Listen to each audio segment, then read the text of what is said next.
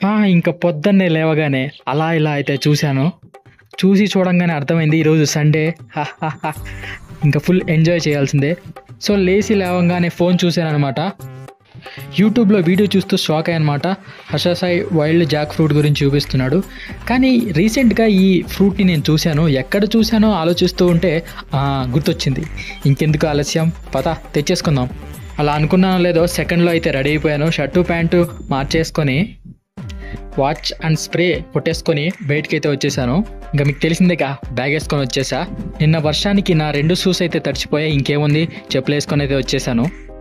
జీవితంలో పైకి రావాలంటే 3rd or 4th ఫ్లోర్లో ఉన్న రూమ్ తీసుకోవాలి నాలాగా. ఎలాగో లేట్ అయిపోయిద్ది అనేసి బ్రేక్ఫాస్ట్ చేసి అయితే స్టార్ట్ చేశాను. వెళ్ళగానే నా ట్రైన్ అయితే వచ్చేసింది. ఇంకేముంది, ఎక్కేసి కేఆర్పురంలో దిగేశాను. ఇక్కడ చాలా ఫ్రూట్స్ అయితే ఉన్నాయి. నాకు కావాల్సిన అయితే ఫ్రూట్ లేదు. అయ్యో దొరికేసింది, రండి చూడండి.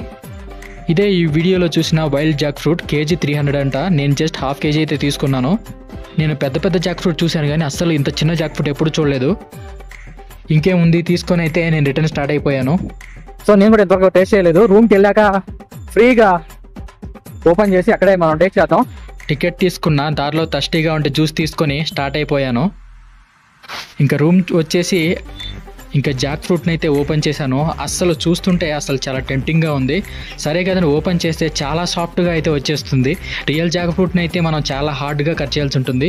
సో ఓపెన్ చేసి ఒక పీస్ని అయితే తిన్నాను. ఫస్ట్ కదా, సో కొంచెం భయపడుతూనే తిన్నాను ఎలా ఉంటుందా అనేసి. కానీ తినగానే అసలు 3-4 ఫ్రూట్స్ని ఒకేసారి తిన్నట్టు అనిపించింది.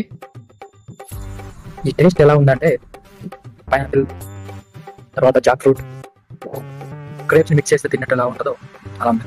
బాగుంది. సో ఈ జాక్ ఫ్రూట్ అయితే చాలా బాగుంది. ఇదే ఫస్ట్ టైం తినడం.